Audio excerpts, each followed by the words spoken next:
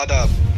जिला उधमपुर में आज म्युनिसिपल कमेटी सफाई कर्मचारियों ने अपनी मांगों को लेकर दूसरे दिन भी जारी रखा प्रदर्शन तथा उन्होंने जानकारी देते हुए बताया कि अगर उनकी मांगों को पूरा नहीं किया गया तो वह अपना प्रदर्शन लगातार जारी रखेंगे। उधमपुर से विनय शर्मा की ये रिपोर्ट। हम क्या चाहते हैं साहब के आगे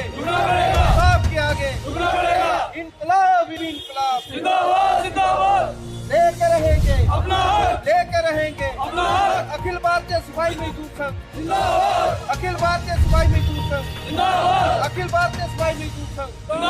प्रधान जी आगे बढ़ो, हम तुम्हारे साथ हैं। प्रधान जी आगे बढ़ो, हम तुम्हारे साथ हैं। हमारी मांगे पूरी करो।